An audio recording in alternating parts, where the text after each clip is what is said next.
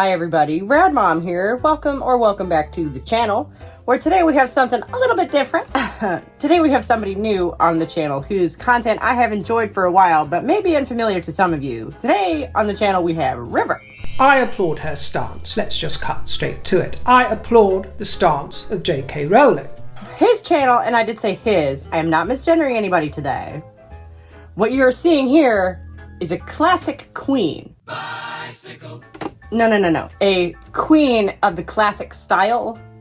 As in, he is I believe a homosexual man who enjoys sparkly things. More power to him. He identifies as a man despite the tiara. So the focus of his channel usually is the British royal family.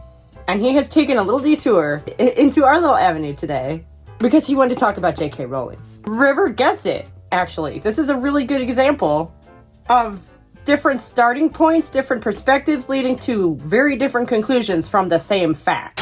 We have watched in real time over the last few years the brainwashing of friends, of family, of schools, of clinics, of institutions, the entire establishment, the political spectrum from A to Z. The brainwashing of an ocean of this population and many others that tell us now that the sky is green and the grass is blue.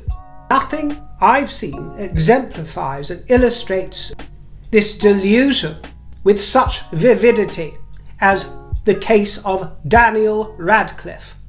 Despite his popularity, I always thought that he was hideously miscast from the get-go. I think he was more wooden than Pinocchio. And part of this is I do just like watching this old queen bitch. I do. I think he's funny, and I hope you do too. I think that woodenness was only matched by Emma Watson, and I'm actually quite surprised that J.K. Rowling stood by those casting decisions. And I left in all this stuff because I agree with all of this. And I should also say at this point that Rupert Grint was the exception to the cast of characters for the children. He was fabulous as Ron Weasley. It would be reductive to say that Daniel Radcliffe owes his career and his wealth solely to J.K. Rowling. But we're going to go ahead and apply it strongly anyway. His woke fans, however, swooned at Daniel Radcliffe's schooling of J.K. Rowling, of this turf, as people are wont to brand J.K. Rowling and the like. TERF, if you don't know, is trans-exclusionary radical feminist. Don't you love the way he says that? I love it. And this message was the crux of his schooling. Trans women are women, he says.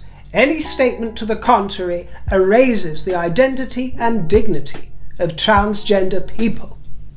Actually, Danny boy, you are the one who is erasing their identity and their dignity by lying about what they are and what they're not. Ooh. What River's going to say is actually a very popular opinion right now. And I don't disagree with most of it, but where we do differ is a very important point. And erasing the identity and the dignity of women in the process. You are absolutely shameful for this disgraceful attack on J.K. Rowling, and I think he is an uppity toe rag that deserves dressing down, which is why I am not backwards in coming forwards in saying this.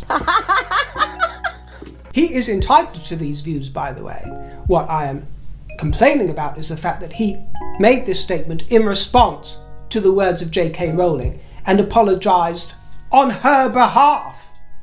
Trans women might be a subcategory of women. I can accept that.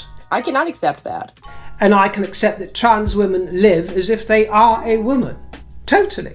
That's the key problem there. No man can live as if he is a woman. No man can live as a woman. It is not possible.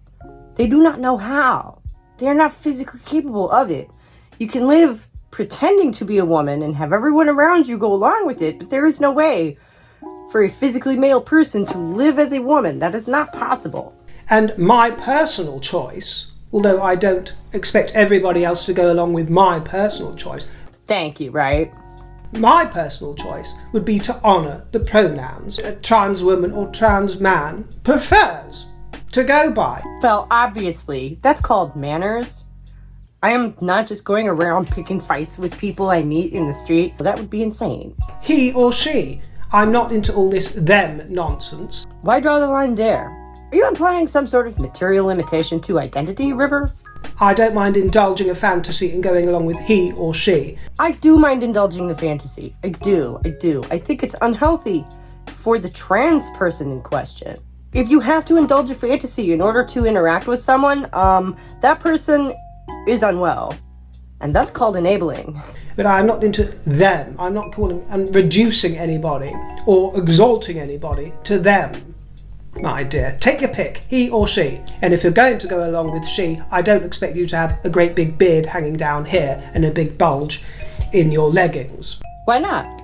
Women don't have bulges? I hear tell that they do. What are you basing these limitations on? What's your basis for these standards, River? Any rational trans women, by the way, also accepts that in exchange for leading a peaceful existence in their preferred gender role, they accept that the general public at large has the right to accept them on those terms or not to accept them. Any rational person understands that they cannot control the thoughts of other people. Yeah, that's true.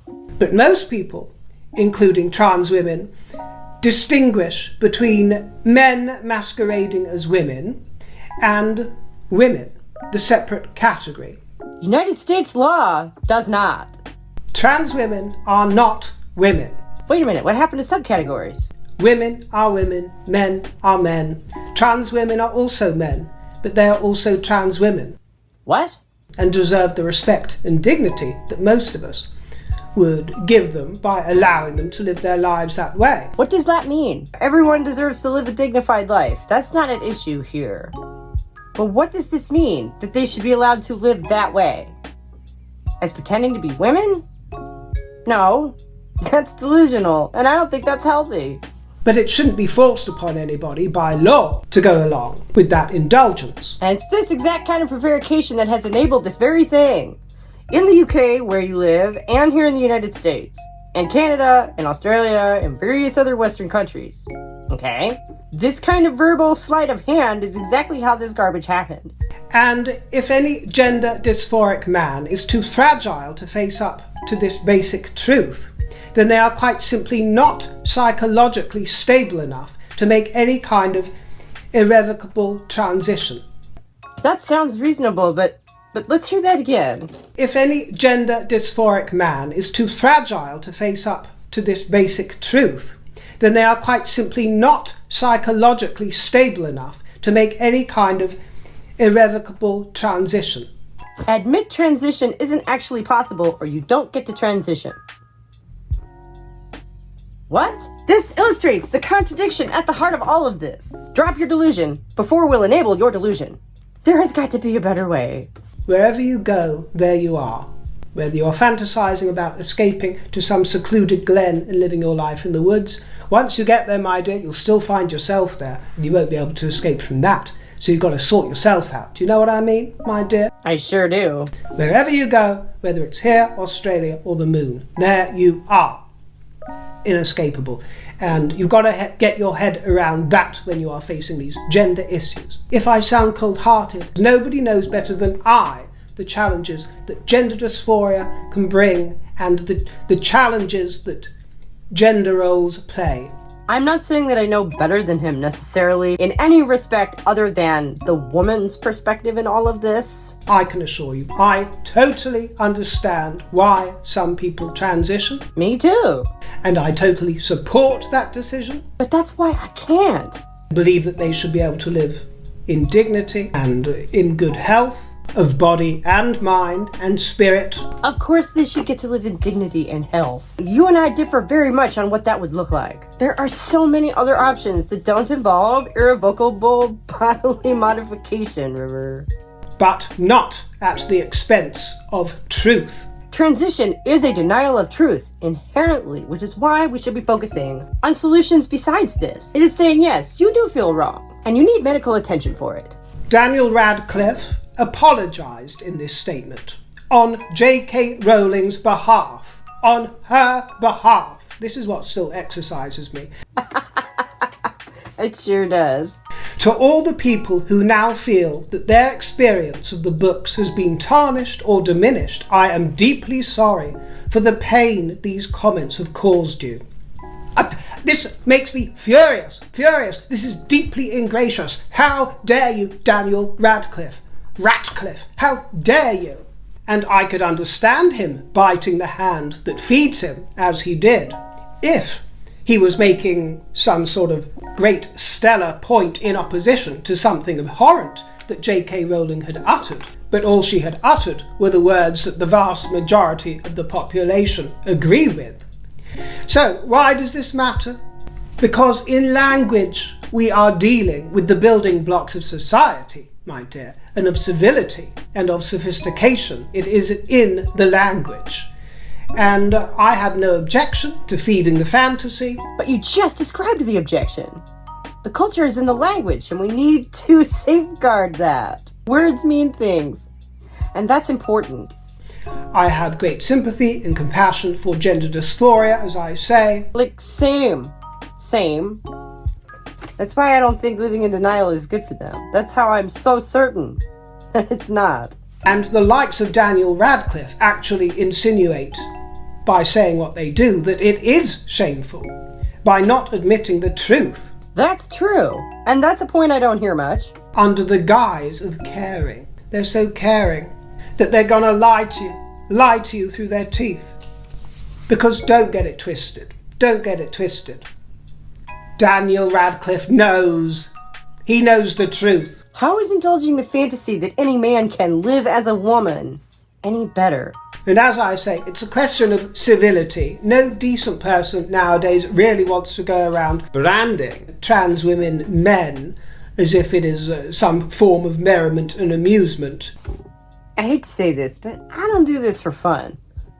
They changed the laws to no longer differentiate between men and women so that all of the female sex protections that, feminism fought for all those decades just evaporated with one stroke of a pen. River, I am not doing this for fun. I assure you. It's cruel. And most people now are very happy to indulge this and to refer to a trans person, a trans woman, as a woman or as a girl, colloquially. Why is it cruel to not do that? Are you implying they're fragile somehow? And can even come to think of them as a woman or as a girl, but not literally a woman or a girl. Not literally, the old-fashioned definition of literally. The man in the woman's clothes doesn't sound conservative when he says this stuff, does he? Or does he? I don't know. This is the kind of thing that 20 years ago would have counted as gender bending, and now, like I say, he feels charmingly old-fashioned to me. Not literally, not medically, not biologically. It's a denial of fact. No man can live as a woman. This is also a fact.